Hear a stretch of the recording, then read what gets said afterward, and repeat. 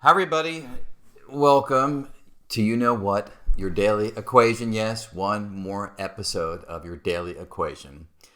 And today I am going to focus on one of the most important equations in fundamental physics. It is the key equation of quantum mechanics, which I guess makes me jump up in my seat, right? So it's one of the key equations of quantum mechanics.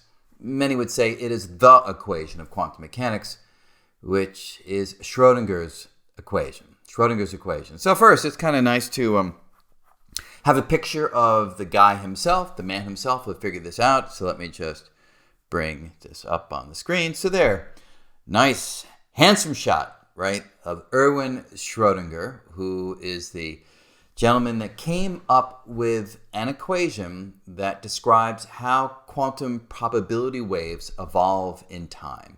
And just to get us all in the right frame of mind, let me remind you of what we mean by a probability wave. We see one here visualized with this blue undulating surface. And the intuitive idea is that locations where the wave is big, there is a large probability to find the particle. Let's say this is the probability wave, the wave function of an electron. Places where the wave is small, smaller probability to find the electron. And places where the wave vanishes, there's no chance at all of finding the electron there. And this is how quantum mechanics is able to make predictions. But to make predictions in any given situation, you need to know precisely what the probability wave, what the wave function looks like. And therefore, you need an equation that tells you how that shape undulates, changes over time. So you can, for instance, give the equation what the wave shape looks like at any given moment, and then the equation turns the cogs, turns the gears that allows physics to dictate how that wave will change over time. So you need to know that equation, and that equation is Schrödinger's equation. In fact, I can just schematically show you that equation right here. There you see it writing across the top. And you see there's some symbols in there. Hopefully they are familiar, but if they're not, that's okay. You can, again, take in this discussion or any of these discussions, at any level that feels comfortable to you. If you want to follow all the details, you probably have to do some further digging, or maybe you have some background. But I have people writing to me who say, and I'm thrilled to hear this, they say, don't follow everything that you're talking about in these little episodes, but people say, hey, just enjoy seeing the symbols and just getting a rough sense of the rigorous mathematics behind some of the ideas that many people have heard about for a long time, but they've just never seen the equations. Okay, so what I'd like to do is now give you some sense of where Schrödinger's equation comes from. So I'm going to have to do a little bit of writing, so let me get in position here. Good, I still am in the frame of the camera. Good, bring my iPad up on the screen. And so the topic today is Schrödinger's equation. And it's not an equation that you can derive from first principles, right? It's an equation that at best you can motivate. Now I'm going to try to motivate the form of the equation for you right now, but ultimately the relevance of an equation in physics is governed, or determined, I should say, by the predictions it makes and how close those predictions are to observations. So in the end of the day, I could actually just say, here is Schrödinger's equation. Let's see what predictions it makes. Let's look at the observations. Let's look at the experiments. And if the equation matches the observations, if it matches the experiments, then we say, hey, this is worthy of being viewed as a fundamental equation of physics, regardless of whether I can derive it from any earlier, more fundamental starting point. But nevertheless, it is a good idea if you can get some intuition for where a key equation comes from to gain that understanding. So let's see how far we can get. Okay, so in conventional notation, we often denote the wave function of a single particle. I'm going to look at a single non-relativistic particle moving in one spatial dimension. I will generalize it later on, either in this episode or a subsequent one, but let's stay simple for now. And so x represents the position and t represents the time. And again, the probability interpretation of this comes from looking at psi xt, its norm squared, which gives us a non-zero number, which we can interpret as a probability if the wave function is properly normalized. That is, we ensure that the sum of all the probabilities is equal to 1. If it doesn't equal 1, we divide the probability wave by, say, the square root of that number in order that the new renormalized version of the probability wave does satisfy the appropriate normalization condition. Okay, good. Now, we are talking about waves, and whenever you talk about waves, the natural functions to come into the story is the sine function and, say, the cosine function, because, these are the prototypical wave-like shapes, so it's worthwhile that we focus upon those guys. In fact, I'm going to introduce a particular combination of those. You may recall e to the I x is equal to cosine x plus I sine x. And you might say, why am I introducing that particular combination? Well, it will become clear a little bit later on, but for now you can simply think of it as a convenient shortcut, allowing me to talk about sine and cosine simultaneously rather than having to think about them distinctly, think about them separately. And you'll recall that this particular formula is one that we actually discussed in an earlier episode that you can go back and check that out, or perhaps you already know this wonderful fact. But this represents a wave in position space. That is a shape that looks like it has the traditional ups and downs of the sine and the cosine. But we want a wave that changes in time, and there's a straightforward way to modify this little formula to include that. And let me give you the standard approach that we use. So we often can say psi of x and t, in order that it has a wave shape that changes through time, e to the I kx minus omega t is the way we describe the simplest version of such a wave. Where does that come from? Well, if you think about it, think about e to the I kx as a wave shape of this sort, forgetting about the time part. But if you include the time part over here, notice that as time gets bigger, let's say you focus on the peak of this wave. As time gets bigger, x, if everything is positive in this expression, x will need to get bigger in order that the argument stays the same, which would mean that if we're focusing upon one point, the peak, you want the value of that peak to stay the same. So if t gets bigger, x gets bigger. If x gets bigger, then this wave has moved over, and then this represents the amount by which the wave has traveled over, say, to the right.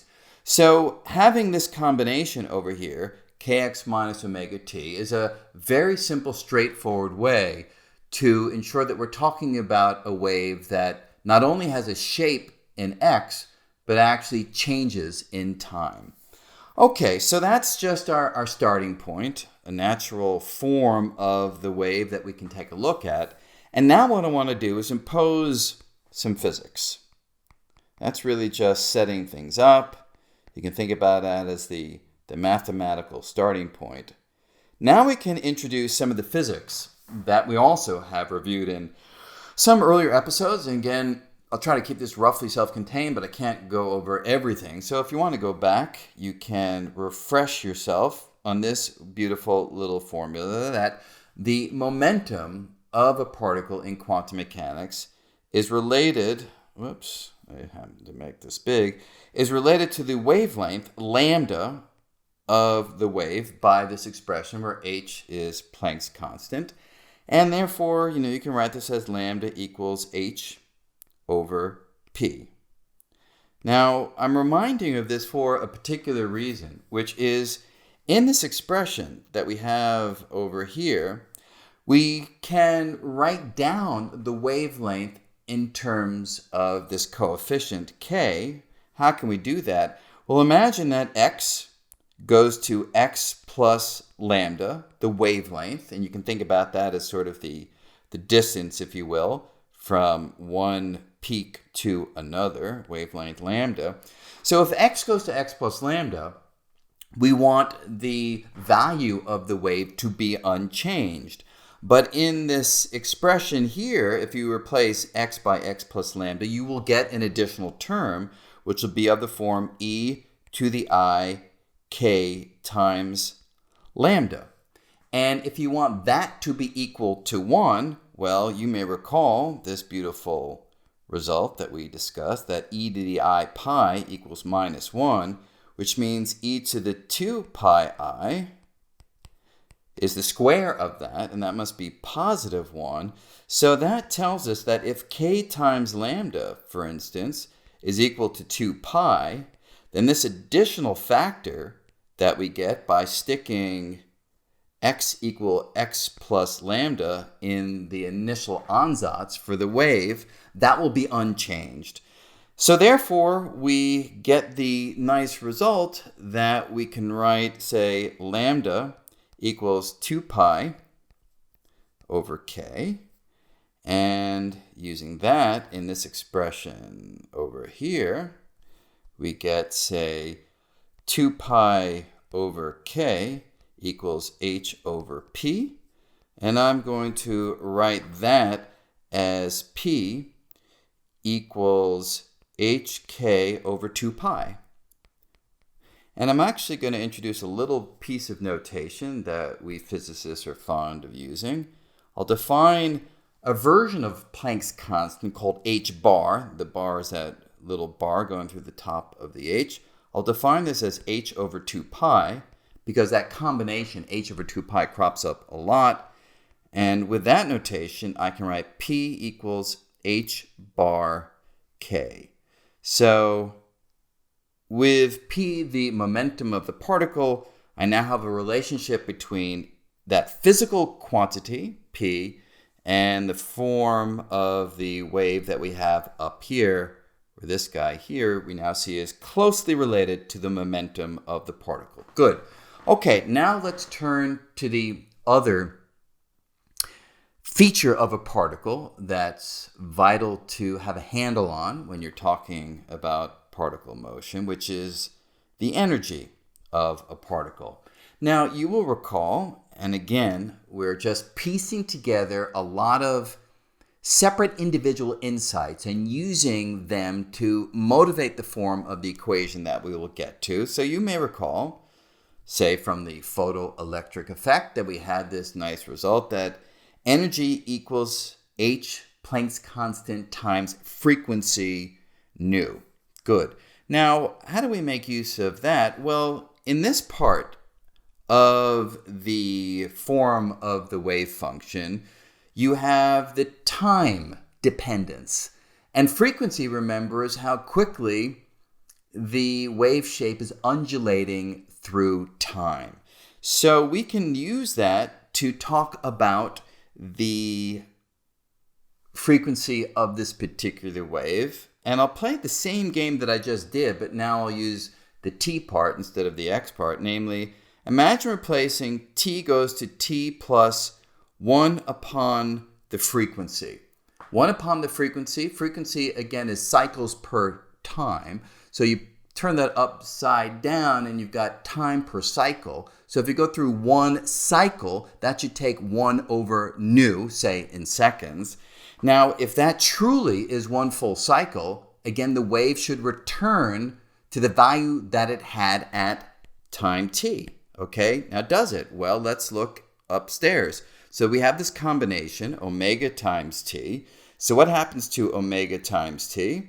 Omega times t, when you allow t to increase by 1 over nu, will go to an additional factor of omega over nu. You'll still have the omega t from, this first term over here, but you have this additional piece. And we want that additional piece to, again, not affect the value of the wave, ensuring that it has returned to the value that it had at time t. And that will be the case if, for instance, omega over nu is equal to 2 pi, because again, we will have, therefore, e to the I omega over nu being e to the I 2 pi, which is equal to 1. No effect on the value of the probability wave or the wave function. Okay, so from that, then, we can write, say, nu is equal to 2 pi divided by omega. And then using our expression E equals h nu, we can now write this as 2 pi. Whoops, I wrote this the wrong way. Sorry about that. You guys need to correct me if I make a mistake. Let me just go back over here. So it's not, that's ridiculous.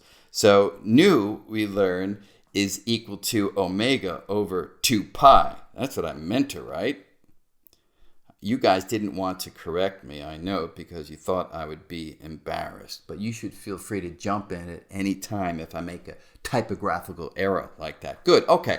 So now we can go back to our expression for energy, which is h nu, and write that as h over 2 pi times omega, which is h bar omega.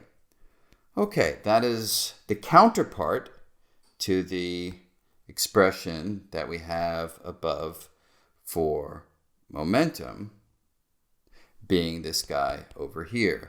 Now, these are two very nice formulae because they are taking this form of the probability wave that we began with, this guy over here, and now we have related both k and omega to physical properties of the particle. And because they're related to physical properties of the particle, we can now use even more physics to find a relationship between those physical properties. Because energy, you will recall, and I'm just doing, non-relativistic. So I'm not using any relativistic ideas. You're just standard, high school physics. We can talk about energy, say, let me begin with kinetic energy, and I'll include potential energy toward the end. But kinetic energy, you'll recall, is 1/2 mv squared. And using the non-relativistic expression P equals mv, we can write this as P squared over 2m. Okay, now why is that useful? Well, we know that P from the above, this guy over here, is h bar k. So I can write this guy as h bar k squared over 2m, okay? And this now we recognize from the relationship that I have right above over here. Let me change colors, this is getting monotonous. So from this guy over here, we have E is h bar omega, so we get h bar omega must equal h bar k squared divided by 2m. Now that's interesting because if we now go back, why won't this thing scroll the way? There we go. So if we now remember that we have psi of x and t as our little ansatz as e to the I kx minus omega t, we know that ultimately we are going to be shooting for a differential equation, which will tell us how the probability wave changes over time. And we have to come up with a differential equation which will require that the k term and the omega term, stand in this particular relationship, h bar omega, h bar k squared over 2m. How can we do that? Well, pretty straightforward. Let's start taking some derivatives with respect to x first. So if you look at d psi dx, what do we get from that? Well, that's ik from this guy over here. And then what remains, because the derivative of an exponential is just the exponential, modulo the coefficient in front pulling down. So this would be ik times psi of x and t. Okay, but this has a k squared, so let's do one more derivative. So d2 psi dx squared. Well, what will that do is bring down one more factor of ik. So we get ik squared times psi of x and t. In other words, minus k squared times psi of x and t, since I squared is equal to minus 1. Okay, that's good. So we have our k squared. In fact, if we want to have exactly this term in here, that's not hard to arrange, right? So all I need to do is put a minus h bar squared. Oh no, again, running out of battery. This thing runs out of battery so quickly. I am really going to be upset if this thing dies before I finish. So here I'm in this situation again, but I think we have enough juice to make it through. Anyway, so I'm just going to put a minus h bar squared over 2m in front of my d2 psi dx squared. Why do I do that? Because when I take this minus sign together with this minus sign and this prefactor, this indeed will give me h bar k squared over 2m times psi of x and t. All right, so that's nice. I have the right-hand side of this relationship over here. Now let me take time derivatives. Why time derivatives? Because if I want to get an omega in this expression, the only way to get that is by taking a time derivative. So let's just take a look at, change color here to distinguish it. So d psi dt, what does that give us? Well, again, the only non-trivial part is the coefficient of the t that will pull down. So I get minus I omega psi of x and t. Again, the exponential, when you take the derivative of it, gives itself back up to the coefficient of the argument of the exponential. And this almost looks like that. I can make it precisely an h bar omega simply by hitting this with a minus ih bar in front. And by hitting it with an ih bar in front, or minus ih bar, did I do this correctly here? No, I don't need a minus here. What am I doing? Let me just get rid of this guy over here. Yeah, so if I have my ih bar here and I multiply that by my minus, come on, minus omega, there we go. So the I and the minus I will multiply together to give me a factor of 1. So I'll just have an h bar omega psi of x and t. Now that's very nice. So I have my h bar omega. In fact, I can squeeze this down a little bit, can I? No, I can't, unfortunately. So I have my h bar omega here, and I got that from my ih bar d psi dt. And I have my h bar k squared over 2m, and I got that guy from my minus h bar squared over 2m d2 psi dx squared. So I can impose this equality by looking at the differential equation. Well, let me change color because now we're sort of getting to the end here. What should I use? Something nice dark blue. So I have I h bar d psi dt equals minus h bar squared over 2m d2 psi dx squared. And lo and behold, this is Schrödinger's equation for the non-relativistic motion in one spatial dimension, there's only an x there, of a particle that is not being acted upon by a force. What do I mean by that is, well, you may recall, if we go back over here, I said that the energy that I was focusing my attention on over here, it was the kinetic energy. And if a particle is not being acted upon by a force, that will be its full energy. But in general, if a particle is being acted upon by a force given by a potential, and that potential, V of x, gives us additional energy from the outside, right? It's not intrinsic energy that comes from the motion of the particle. It's coming from the particle being acted upon by some force, gravitational force, electromagnetic force, whatever. How would you include that in this equation? Well, it's pretty straightforward. We dealt with kinetic energy as the full energy, and that's what gave us this fella over here. This came from p squared over 2m. But kinetic energy should now go to kinetic energy plus potential energy, which can depend on where the particle is located. So the natural way to include that then is simply to modify the right-hand side. So we have IH bar d psi dt equals minus h bar squared over 2m d2 psi dx squared plus, just add in this additional piece, v of x times psi of x. And that is the full form of the non-relativistic Schrödinger equation for a particle being acted upon by a force whose potential is given by this expression, v of x, moving in one spatial dimension. So, it's a bit of a slog to get this form of the equation. Again, that should at least give you a feel for where the pieces come from. But let me finish by now just showing you why it is that we take this equation seriously.